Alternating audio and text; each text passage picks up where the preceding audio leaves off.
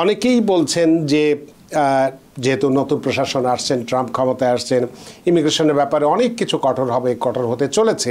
এই ফর্মটি যদি সঠিক মতো বৈধ উপায়ে পূরণ না করা হয় তাহলে ভিসা ইন্টারভিউ বাতিল হয়ে যাবে। আমার মনে হয় যেটা যে এমবিসি তাদের এক্সপিরিয়েন্স থেকেই কিন্তু তারা এই নোটিফিকেশন জারি করেছে, কারণ তারা হয়তো বা দেখতে পেয়েছে যে বিগত সময় যে অ্যাপ্লিকেন্টরা যখন আবেদন করেছে তারা হয়তো বা মেজর অনেকগুলো মিস্টেক করেছে। অ্যাপ্লিকেশনটি ভ্যালিড না, ওর জন্য যে ইন্টারভিউ স্লটটা তাহলে এটা অনর্থক, কিন্তু অন্য যারা ভ্যালিড অ্যাপ্লিকেন্ট আছে তাদের কিন্তু সুযোগটা বঞ্চিত হচ্ছে।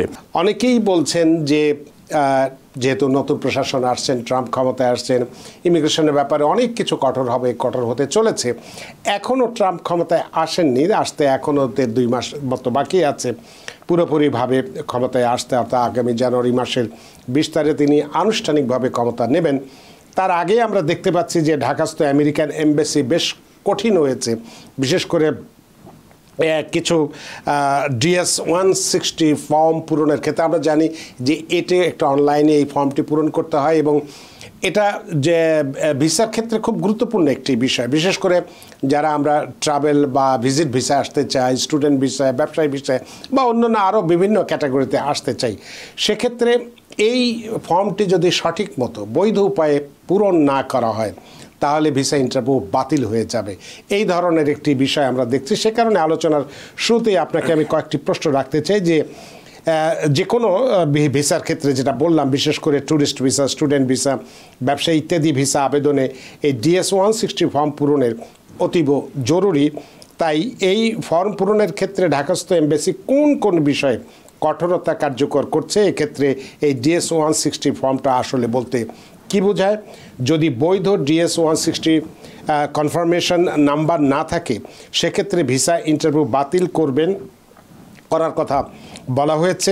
এক্ষেত্রে আবেদনকারীকে তাহলে কি কি বিষয়ের উপরে সতর্ক থাকতে হবে এবং ইন্টারভিউয়ের কতদিন আগে DS-160 ফর্ম আপডেট করা যাবে বা CGA পোর্টালে এটাকে আপলোড করতে হবে, এবং আরেকটি যে প্রশ্ন সেটি DS-160 ফর্ম পূরণ করার কতদিন পর্যন্ত তা বৈধ বা সেটা থাকবে বলে আপনি মনে করছেন, বা এই ঢাকাস্থ আমেরিকান এমবাসির যে ফেসবুক পেজে তারা যেটা এটা পোস্ট করেছে সেক্ষেত্রে আপনার এই বিষয়টি, এবং এটি আজকে 18 তারিখ, আমাদের 15 তারিখ, বাংলাদেশের 15 তারিখ থেকে ইতোমধ্যে কার্যকর হয়েছে।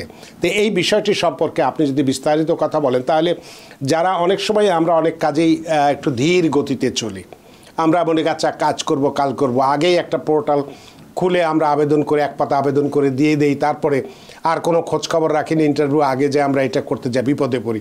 যাতে করে এই বিপদেটা না পড়ি আমরা, সেই বিষয়টি সম্পর্কে আপনি বিস্তারিত আপনি যদি বলেন তাহলে অনেকেই এই ব্যাপারে আমরা সচেতন হব এবং অহেতুক এই জঞ্জালের বা অহেতুক এই বঞ্চনার যাতে আমরা শিকার না হই সে বিষয়টি নিয়ে আপনি একটু সবাইকে আমরা সতর্ক করি। জনাব অ্যাটর্নি মাহফুজুর রহমান। হ্যাঁ, ধন্যবাদ জানা ভাই। আজকে একটা খুব গুরুত্বপূর্ণ বিষয় দর্শকদের মাঝে নিয়ে আসছেন, যেটা DS-160। এটা আসলে অনেকগুলো ভিসা এটাতে কাভার করে। For example visitor visa, B1 B2 visa, student visa, আরও নন ইমিগ্রেন্ট আরও যতগুলো ভিসা আছে প্রায় সমস্ত ভিসার ক্ষেত্রে কিন্তু DS-160 এই ফর্মটি ইউটিলাইজ করতে হয়।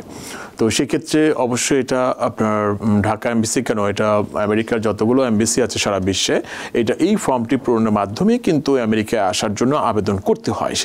সেটা ভিজিটর ভিসা হোক, B1 B2 ভিসা হোক, স্টুডেন্ট ভিসা হোক, F1 ভিসা হোক, J1 ভিসা হোক এবং অন্য আরও M1 ভিসা হোক, যে কোনো ভিসার ক্ষেত্রে কিন্তু এই ফর্মটি ব্যবহার করতে হয়।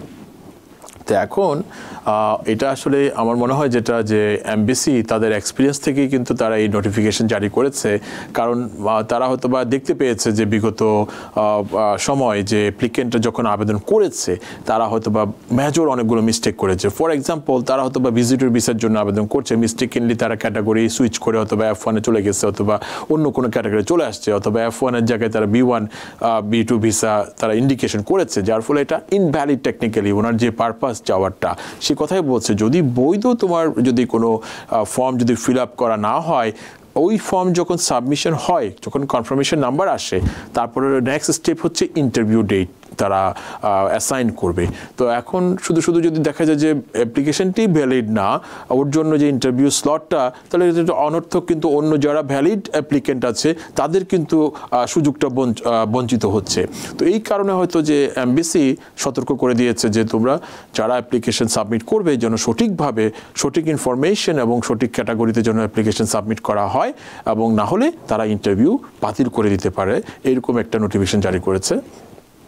আর আরও তারা সতর্কতা জারি করেছে, যদি কোনো কিছু অ্যাপ্লিকেশন ভ্যালিড সাবমিট করেছে কিন্তু দেখা গেল যে কোনো ইনফরমেশন ল্যাকিংস রয়েছে টুকটাক, সেগুলো আপডেট করতে হবে।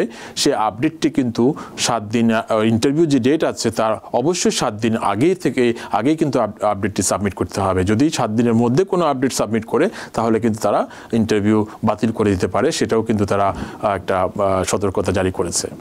তাহলে এক্ষেত্রে এই DS 160 ফর্মের মেয়াদটা কতদিন? ধরুন যে আমি যখন প্রথম 1 পাতা বা 2 পাতা আমি পূরণ করে আমি এটা সাবমিট করলাম, আমি নাম্বারও পেলাম, তারপর আমি আর কোনো খোঁজ খবর রাখলাম না, তাহলে সেক্ষেত্রে দেখা যাচ্ছে যে আমি এই বছরে এটা যদি 2024 হয়, আমি যদি 2024-এর জানুয়ারিতে আমি যদি করে থাকি, তো দেখা গেল যে আমার 2024-এর ডিসেম্বরে যে আমার ইন্টারভিউ ডেটটা ছিল, তাহলে আমি অন্যান্য যে সমস্ত যেগুলো বললেন আপনি আপডেট দিতে হবে, এর মধ্যে যদি আমি এই জানুয়ারির পরে যে অন্যান্য ইনফরমেশন দিতে যদি দেরি করি এবং আমি যদি আর কোনো খোঁজ খবর না রেখে ওই 7 দিন আগে, যেটা বলে 7 দিন আগেই যদি আমি করি, সেটাকে অ্যাকসেপ্ট করবে? সেটা যদি ওটা বলেছে যে যদি কোনো আপডেট থাকে, তারা কিন্তু দুটো কথা বলেছে। একটা হচ্ছে যে বৈধ অ্যাপ্লিকেশন যদি সাবমিট না হয়, তারা কিন্তু সাথে সাথে সেটা হয়তোবা ইলেকট্রনিক্সলি তারা ইন্টারভিউ স্কেজুল করেছে, তারা যদি দেখে বুঝতে পারে যে অ্যাপ্লিকেশনটি বৈধ নয়, তার যে পারপাস এবং তার যেই নেচার অফ অ্যাপ্লিকেশন, তখন কিন্তু তারা ইন্টারভিউ তাকে সরিয়ে ফেলতে পারে ইন্টারভিউ স্পট থেকে। কিন্তু এক্ষেত্রে যেটি সমস্যা হয় যে যদি কেউ পূর্ণাঙ্গভাবে পূরণ না করে, মানে 1 পাতা 2 পাতা যদি করে রাখে এবং মনে করে যে আমি ঠিক আছে ইন্টারভিউ আগে যাই করব, সেটাও তো হয় না যে এই যদি প্রতি মাসে সে একবার করে এটা সে খোঁজ না নেয়, তাহলে এইটা নাকি অটোমেটিক্যালি ডিসলভ হয়ে যায়, এটার কার্যকরী থাকে না এই আবেদনটার? না, ওরকম না। সিচুয়েশনটা হচ্ছে এরকম, যখন অ্যাপ্লিকেশনে মানে ফিল আপ করবে, অবশ্যই প্রতিটি ঘর ওখানে কিন্তু আবার স্টার মার্ক দেওয়া থাকে যে কোনটি ম্যান্ডেটরি আপনার ইনফরমেশন দিতে হবে। তো ম্যান্ডেটরি ইনফরমেশন তো অবশ্যই দিতে হবে, পাশাপাশি অপশনাল কিছু ইনফরমেশন রয়েছে। তো সেই ক্ষেত্রে তাকে যথার্থভাবে যেটা একদম এসেনশিয়াল ইনফরমেশন, সেগুলো দিয়েই কিন্তু তাকে সাবমিশন অপশনে যেতে হবে। তারপরেই উনি কনফার্মেশন নাম্বার পাবে এবং তারপরেই কিন্তু ইন্টারভিউ ডেট পাবে। তো সেই ক্ষেত্রে তাকে অবশ্যই যদি রিয়েলাইজ করে যে কোনো ইনফরমেশন মিস্টেকেনলি প্রোভাইড করেছে, অথবা যেটা কিনা ল্যাকিংস রয়েছে, অথবা ওই অ্যাপ্লিকেশন সাবমিট করার পরে তার কোনো সিচুয়েশন চেঞ্জ হয়েছে, তাহলে কিন্তু অবশ্যই ডেটের 7 দিন আগেই কিন্তু সেটা আপডেট করার জন্য এটা করতে হবে। সেটা যেহেতু অনেকে আমরা খোঁজ খবর রাখি না টাইম টু টাইম, সেক্ষেত্রে তো একটি গুরুত্বপূর্ণ বিষয় আজকে আমরা অবহিত করলাম। সুপ্রিয় দর্শক, বিষয়টি নিশ্চয়ই বুঝতে পেরেছেন যে এই DS 160 ফর্মটি যে কোনো ভিসার ক্ষেত্রে বা আবেদনের ক্ষেত্রে, অনলাইনে আবেদনের ক্ষেত্রে খুবই গুরুত্বপূর্ণ। সুতরাং এইটি নিয়ে কিন্তু হেলাফেলা করার কোনো সুযোগ নেই, কারণ আপনি ইন্টারভিউ দিতে গেলেন, যে দেখলেন যে আপনার এই সামান্যতম ভুলের কারণে বা হেলাফেলার কারণে আপনার সেদিনকে স্কেজুলটি বাতিল হয়ে গেল, অর্থাৎ আপনার স্বপ্নসাদ আমেরিকায় আসার ইচ্ছা বা যে ইচ্ছা স্বপ্নটা ছিল সেটা নষ্ট হয়ে গেল। সুতরাং আমরা অবশ্যই এই ভিসার যে বাতিল হওয়া এড়াতে আমরা যে আমাদের এই DS 160 অনলাইন আবেদন ফর্ম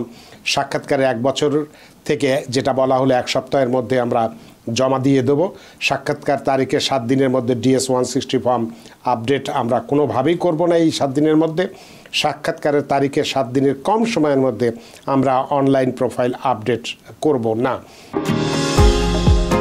নিউ ইয়র্ক থেকে সম্প্রচারিত TVN 24 টেলিভিশন, বিশ্বজুড়ে বাঙালির কণ্ঠস্বর।